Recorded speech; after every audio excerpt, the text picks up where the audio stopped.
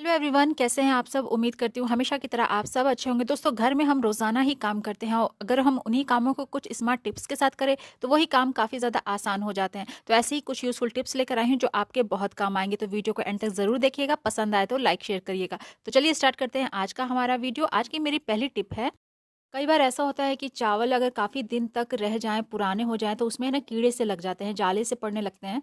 तो अगर आप चाहते हैं कि इस तरीके से चावल में जो कीड़े वगैरह ना पड़े, जाले ना पड़े, जैसे हम कभी कहीं बाहर चले जाते हैं तो चावल को हम ऐसे ही बॉक्स में बंद करके चले जाते हैं और काफ़ी दिन पर अगर आएँ तो उसमें कीड़े, जाले वगैरह पड़ जाते हैं।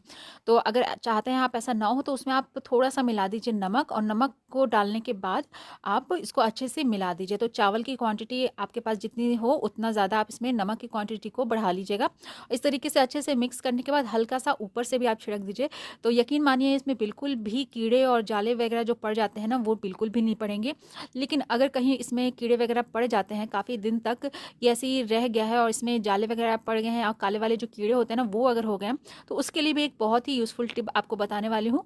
तो यहाँ पर आप ले लीजिए इस तरीके से कोई भी ग्लास और इस तरीके से चावलों के बीच में आप रख दीजिए। उसके बाद इसमें हमें रखना है विनेगर। तो विनेगर को इस तरीके से, ये जो आप कोई भी बर्तन जो चावल के बीचों-बीच रखने वाले हैं ना, उसमें आप इस तरीके से थोड़ा-सा विनेगर डाल दीजिए और उसका जो कवर है ना, वो लगा दीजिए। आप कोई भी बॉक्स में रख रहे हैं या फिर इस तरीके से डिब्बे वगैरह में रख रहे हैं, तो इस तरीके से उसको विनेगर रखने के बाद इसका जो ढक्कन है वो लगा दीजिए। तो आप देखिएगा जितने भी कीड़े इसमें पड़े होंगे ना, वो सब धीरे-धीरे करके निकल आएँगे, साइड में आ जाएँगे। तो ये टेस्टेड हैक है, एक बार इसको ज़रूर ट्राई करके देखिएगा। आपको जब अगर इसमें ज़्यादा कीड़े पड़ जाते हैं ना, उसको साफ़ करने में काफ़ी ज़्यादा दिक्कत होती है। तो इस तरीके से विनेगर आप रख दीजिएगा ना, तो वो खुद ब खुद बाहर निकल आएँगे, जिसके बाद आपका जो चावल है ना, वो काफ़ी अच्छे से क्लीन भी हो जाएगा और ज़्यादा उसको साफ़ करने में आपकी मेहनत भी नहीं लगेगी। और अगर आप इस तरीके से कहीं जा भी रहे हैं, तो ये विनेगर रख कर जाए ना, तो वो भी कीड़े जो है उसमें बिल्कुल भी नहीं लगेंगे। तो आई होप ये वाली टिप भी आपको ज़रूर काम आएगी। हम चाकू से अक्सर कोई भी वेजिटेबल काटते हैं या कुछ भी जैसे कट कर रहे हैं, तो हमारे हाथ से ये स्लिप होता रहता है, इसकी ग्रिप अच्छे से बनती नहीं है।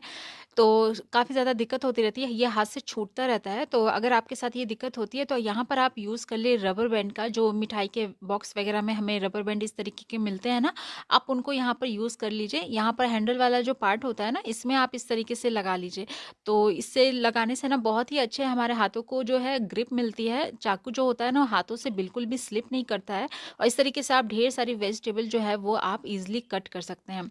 तो इस तरीके से आप रबर बैंड एक लगा लें और अपना जितना भी काम है उनको कर लें। तो नारियल तेल का यूज़ हम सब लोग करते हैं गर्मी में, ठंड में, लेकिन क्या होता है सर्दियों के मौसम में ये निकलता नहीं है, जम सा जाता है।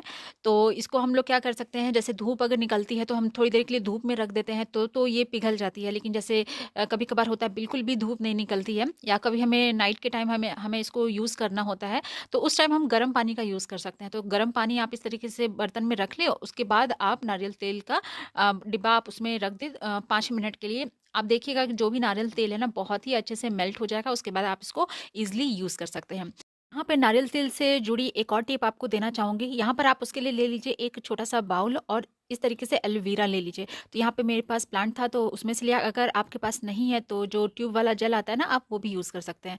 तो इस तरीके से ऊपर की लेयर हटाने के बाद जो हमारा जेल है ना, उसको हमें ले लेना है। तो कभी भी जेल को आप सीधे पूरा जो उसका गूदा होता है ना, उसको ना निकालिए। आपको है ना चाकू से उसको इस तरीके से हल्का-सा करिए, बहुत ही अच्छे से जो इसका जेल है ना, वो निकल आता है। तो आप जैसे देख सकते हैं चाकू को बस हमें इस तरीके से चलाते जाना है। तो ये बहुत ही, जैसे मार्केट में हमें जेल मिलता है ना ट्यूब में, बिल्कुल वैसा ही सेम ये जेल निकल के आता है। बिल्कुल भी इसमें लम्प्स नहीं होते हैं, बहुत ही आसानी से हम इसको यूज़ कर सकते हैं। तो कुछ इस तरीके से नाइफ से हमें करते हुए जाना है और इसके जितने भी जेल है वो हमारा यहाँ पे कलेक्ट हो जाएगा। तो इतनी मात्रा में हमें यहाँ पर जेल को लेना है। उसके बाद इसमें हमें जो हमने नारियल तेल को मेल्ट किया ना, वो मिलाना है। तो इतने एलोवेरा जेल के लिए हम करीब 1 चम्मच के करीब नारियल तेल को इसमें डालकर अच्छे से मिक्स कर लेंगे। इसको बहुत ही अच्छे से हम मिक्स करने के बाद आप चाहे तो इसको एक बॉक्स में रख लें और अपना जब भी आपको यूज़ करना हो ना, आप यूज़ कर सकते हैं। तो इसको हमें यूज़ कैसे करना है ये भी देखिए, ठंड के मौसम में जैसे हम लोग डेली बर्तन वगैरह धोते हैं तो हमारे हाथ है ना बहुत ज़्यादा ड्राई हो जाते हैं। स्किन जो है वो रूखी-रूखी सी होने लगती है। तो जब भी आप इस तरीके से अपने पानी वाला जो काम करते हैं ना, उसके बाद आप हाथों को अच्छे से पोंछ लें और ये जो हमने बनाया है ना, बस आप इसको अच्छे से लगा लें। ये जब भी आप लगाइए ना, आपको कभी भी कोई भी बॉडी लोशन लगाने की ज़रूरत नहीं पड़ेगी। बहुत लोगों की होती है एड़ियाँ फट जाती हैं। ठंड के मौसम में इतनी ज़्यादा फट जाती हैं कि वो पेन होने लगता है। तो रात के टाइम आप ये वाला जो हमने बनाया है ना, इसको आप पैरों में लगाकर और सॉक्स पहन लें। तो आप देखिएगा कुछ ही दिन में जो आपकी फटी एड़ियाँ हैं, जो हाथ वगैरह जो फट रहे हैं, वो सब एकदम अच्छे से ठीक हो जाएगा। देख लेते हैं हमारी अगली टिप को।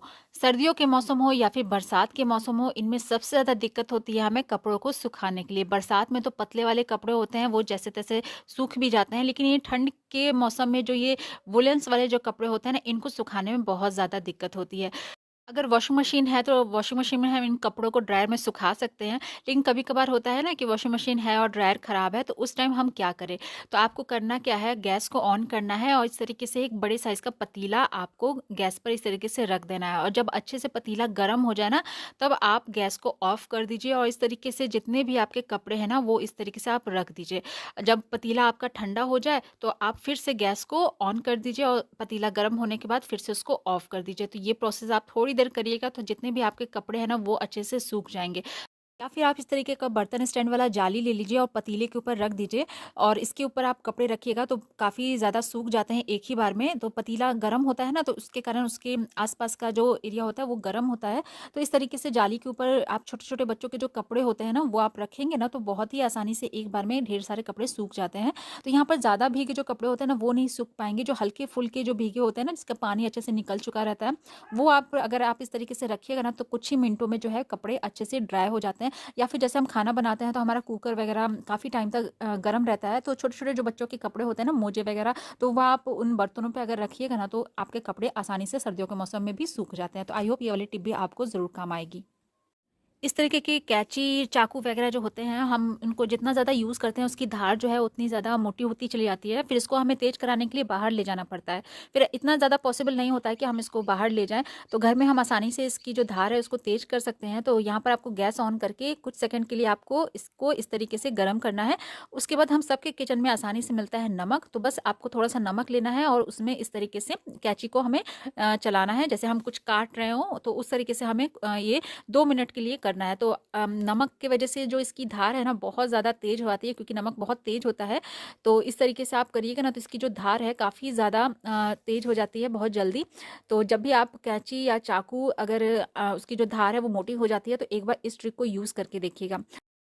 बहुत लोग हाथों से पोंछा ना लगाकर वाइपर से पोंछा लगाते हैं। तो क्या करते हैं कि वाइपर में कपड़े को भिगाकर निचोड़कर और कपड़े को हम लोग लपेटते हैं वाइपर पे। तो जैसे ही पोंछा लगाते हैं ना, तो वो फिर से निकल जाता है। तो उसको फिर से हाथों से क्या होता है, उसको लपेटना पड़ता है। तो बार-बार हमें ये दिक्कत होती रहती है। तो जब भी आप वाइपर से अगर आप पोंछा लगा रहे हैं ना, तो आप एक काम करिएगा, इस तरीके से कपड़ा रखने के बाद इस तरीके का एक रबर बैंड ले लीजिए। मिठाई के बॉक्स वगैरह में हमें इस तरीके की बड़ी सी एक रबर मिलती है।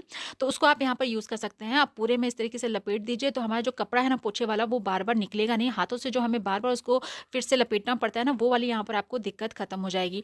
और जब भी आपको कपड़े को फिर से धोना हो, तो रबर बैंड को निकाल कर आप कपड़े को अच्छे से वॉश करके निचोड़ के फिर से आप लगाकर और रबर बैंड लगाकर आप पोंछा ईज़िली लगा सकते हैं। तो आई होप ये वाली टिप भी आपको ज़रूर पसंद आई होगी।